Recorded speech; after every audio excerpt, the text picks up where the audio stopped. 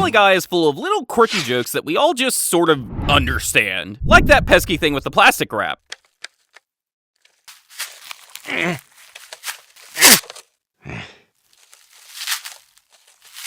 Or when the microwave's too loud. Means?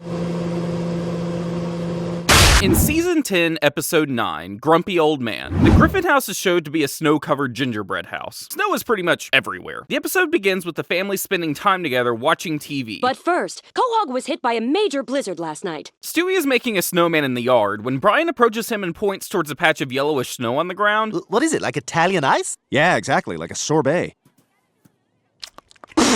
Stewie's face immediately changes after tasting the snow as he realizes that it's not lemon juice, but rather someone's, yeah. I was having fun playing in the snow, and now you've ruined it like a pizza place ruins a salad. And this joke is so relatable because pizza places really can't make salads, right? Pizza places often just butcher salads. They chop veggies randomly and drown them in croutons. I once asked for ranch, and it tasted like the farmer had just given up. Season 8, Episode 17. Brian and Stewie are inside the Quahog Bank, and Stewie asks why Brian has a safety deposit box, and Brian pulls out a dead bird that looks like it got hit by a moving bus. The security door closes while Brian and Stewie argue, and Stewie poops his diaper out of fear, which is surprisingly funny. Hello, somebody! We're trapped in here! You're wasting your breath. These bank vault doors close automatically at the end of the workday. This thing won't be open again till tomorrow. Both try to think of an idea to get out, but nothing clicks. Brian mocks Stewie for creating a time machine, but not getting them out of the bank vault. Stewie is grossed out by his clothes, as he has poop smeared all over his diaper. I'm uncomfortable. You have to change me. Not changing you, we don't even have any diapers. Oh my god, that smell is making me sick. Stewie explains he can't stay in the same diaper till morning because it could cause a rash and lead to an infection. Fine, I'll take the diaper off. That doesn't really solve our problem now, does it? Stewie says taking off the diaper won't solve the problem, as the odor will still stink up the room, and he can't sit in the vault with his privates hanging out till morning. We don't have any clean diapers. Well, no, I mean, not right now, we don't know, but if the poo were to be removed... I'm not following you. Eat it.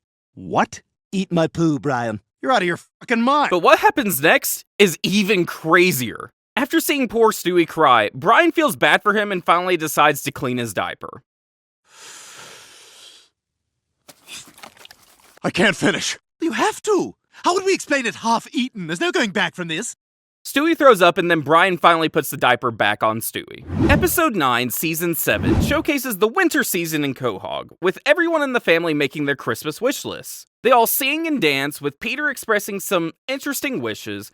Jessica Biel and Megan Fox wearing nothing but their socks is all I really want for Christmas. Lois imagining a thrilling adventure, and Chris singing about his passion for skating, though he's not quite sure how to do it. Meg wants a pink Lexus for Christmas, and a dad who doesn't drink, but unfortunately for her, Peter can't stop his drinking addiction. Stewie wants uranium for Christmas, which sounds totally normal, along with a ball, balancing his desire for dangerous materials with a need for playtime. The Griffin family goes to Quahog Mall before Christmas. Stewie, practically vibrating with excitement, exclaims to Brian about how excited he is to see Santa Claus, and that of all the malls in the country, Santa chooses to grace the Quahog Mall with his presence. But unfortunately, there is a huge line to meet Santa. Oh my god, look at the line! Damn it, we're gonna be here forever. Hey, wait, look, there's Quagmire way up front. We can cut in line with him. Finally, after hours of waiting, Brian and Stewie get their turn to meet Santa, but Santa ditches them and leaves because it's time for the mall to close. Stewie gets angry and decides to go to the North Pole with Brian to kill Santa. Obviously the only plausible response, right? And so Brian and Stewie set off on their road trip to the North Pole. Stewie is determined to kill Santa. I've got it all planned out. I'm gonna see the workshop, pet a few reindeer, take a few pictures of me and Santa, and then I'm gonna blow his goddamn brains out, hopefully with his bitch wife watching. After hours of struggle and walking, Brian and Stewie meet an enchanted totem who guards the eternal bridge towards the North Pole. After some more hours of walking, they finally reach the North Pole. When they open the gates, they discover it's nothing like the happy, joyful Santa's workshop they imagined. The festive illusion is shattered as they encounter Santa, a man consumed by existential dread. You were supposed to be jolly and happy. I used to be, a long time ago. I made toys for little boys and girls. I loved my work, and they loved me.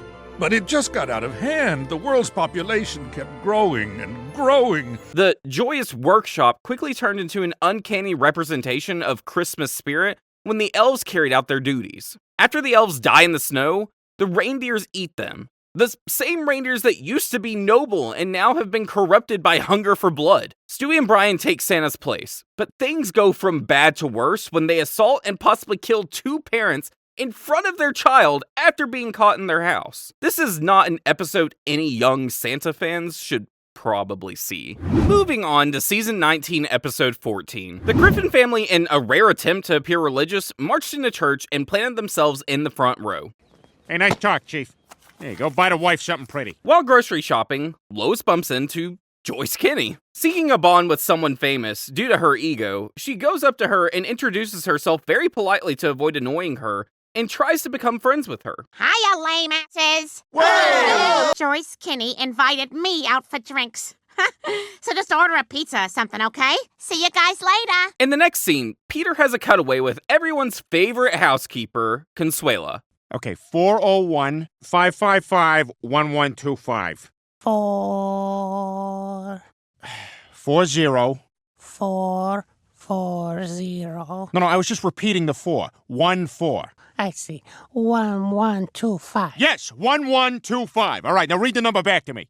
Let me get my pen. Giving a phone number or spelling a name over the phone, pure torture. It's a modern version of hell. Throw in a language barrier, and it's even worse. Good luck. During the late night dinner between Lois and Joyce Kinney, Lois accidentally reveals her past career in adult films. Oh my God, you did a porno?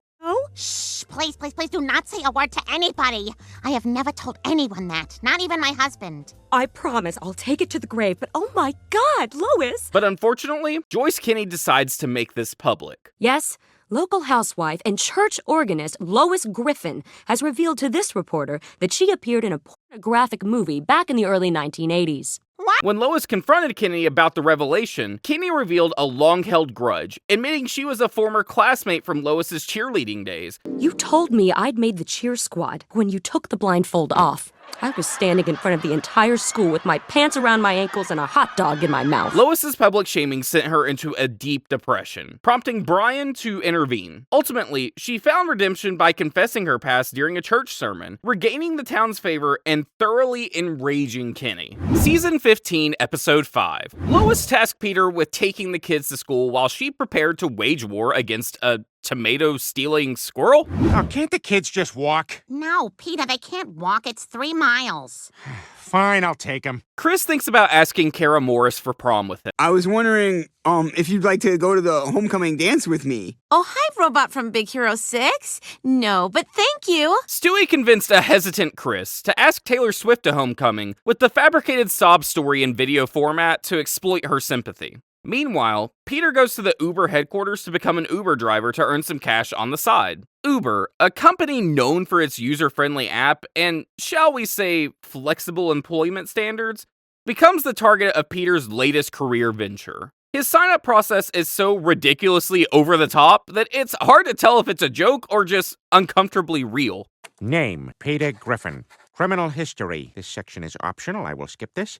And done. Here you go. Yeah, none of this really matters. All I need to know is, do you have a car, a phone, and a face? It's my dog's cat. Now get out there and try to kiss as many ladies as you can. He's officially hired for meeting the basic criteria. Chris didn't want to do all the fancy stuff Stewie suggested he should do in the video, so he just decided to post a video of himself speaking truly from the heart. Somehow, Taylor Swift already posted a response to Chris's video. Hey, she already posted a response. What? Hey, Chris Griffin. I just saw your video, and I'd love to go to your dance with you. Pretty hard to believe, I know. Chris falls for her, thinking she loves him too. But despite his kindness and charm, she sabotages the relationship and uses it to write another song about how men mistreat her. Chris has truly been swifted. Season 15, episode 16. The episode begins with the Griffin family, as always, watching TV together. In the opening scene, we see the Griffins watching an advertisement for a streaming service. The ad kicks off by hilariously roasting the struggles of HD streaming. It perfectly captures the frustration of trying to watch in high definition, only to end up with a blurry, unwatchable mess. And if you love the golden year of movies, 2003, then we might have some of what you're looking for. 2003, the year that brought us Holes and Agent Cody Banks. Truly, a golden age of cinema. The fake ad ends with a brutal truth bomb. 4. Netflix streaming. Buffer for 20 minutes, then watch 35 minutes of a movie with Jason Statham. The DVD shows a documentary about what humans might look like in the future. Fat, football-looking big blobs. America is gorging itself on processed food, creating an obesity epidemic. We've abandoned natural foods for chemicals, additives, and refined sugars. After watching that documentary, Lois declares that the family would be eating only healthy foods from now on, and they are all going to look and feel better for it. Meanwhile, Meg decides to sign up for the roller derby team. The magic ratio. What's that? It means your ankles, calves, and thighs are all the same thickness. How would you like to try out for the roller derby team? Really? Definitely not weird, right? Lois's iron-fisted rule of salads and smoothies was too much for Peter. He fought back, not with words, but with a deep-fried arsenal of heart-stopping treats, launching a food truck empire built on rebellion and the promise of a quick buck. After seeing how much people love the sandwich he made in his car, he decides to open his own food truck. Season 12, Episode 3. Chris, Quagmire, and Joe go to an electronics shop to help Quagmire pick out a new computer. Meanwhile, the rest of the Griffins are in the attic, prepping for Halloween. It's a total mess with boxes everywhere. Oh, look, Chris, here's your costume from the year you won as a condom. What the hell are you supposed to be? A giant freaking condom. Oh, Stewie, look! It's your very first teddy bear. I remember that bear. That's the one Grandma and Grandpa brought Stewie when he was still in the hospital. Stewie is initially shocked, but when Lois gives it to him, he acts nonchalant and throws it back, saying he's grown now. Quagmire, confused by his new computer, takes it to the store for repairs. The worker, Sonia, finds naughty videos and they bond over it. I want to see Latinas, but I also want them to Speak speak English, English. yeah. Yes, exactly. Wow, so you're into that kind of stuff too? Uh-huh. Would you have dinner with me? Quagmire's date went surprisingly smoothly, and he awoke to find Sonia cheerfully serving him breakfast in bed, a sight that definitely didn't displease him, but he's not going anywhere. Quagmire literally falls deeply in love with Sonia. He tells his friends about her and about how she's the most perfect woman for him. Meanwhile, Brian intrudes as always and finds Stewie in the attic having a private tea party with Oscar. All right, I came up here for a photo shoot, and it just got way out of hand. You're having tea. How is that out of hand? Panicked, he begs Brian to keep the tea party a secret. All right, he wouldn't understand. He'll kill himself, Brian. He's been through so much already. He can't take much more. Brian, he watched his brother drown. Stewie, relax. You're getting all worked up over nothing. Quagmire and his friends meet at the bar, but Quagmire's wearing sunglasses at night. What? There's nothing wrong with this. No way. Give me those.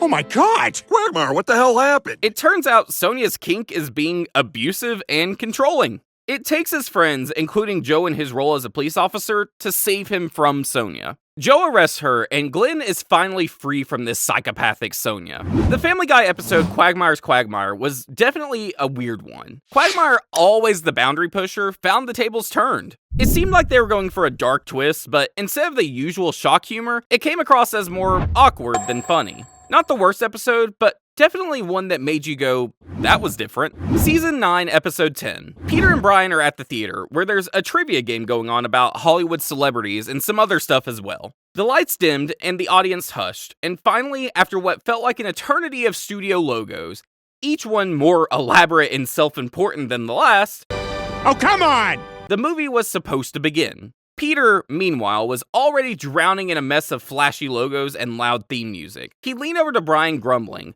I can never figure out when the hell the studio logos end and the actual movie begins. He wasn't entirely joking. I mean, who hasn't been there? You're sitting in a darkened theater, popcorn in hand, ready to watch the movie, and you're held hostage by a parade of ads that seem to stretch on for an eternity. You start to wonder if they think you're there for the logos, or if they're just trying to fill time. It's a universal feeling of impatience, that moment when you just want the story to start, not the company history. Meanwhile, both Brian and Peter drink liquor in the cinema and get drunk, causing a public disturbance. They end up ruining the movie for everyone, with people in the theater screaming at them. Eventually, Joe, the policeman, arrives to arrest Brian and Peter for causing the ruckus. Both Brian and Peter end up in court. This court finds you guilty of creating a public disturbance and destruction of private property, and all of this while under the influence of alcohol. The judge sentences them to 30 days of alcoholism treatment unanimously. Thanks for watching. Click the video on screen now to watch more.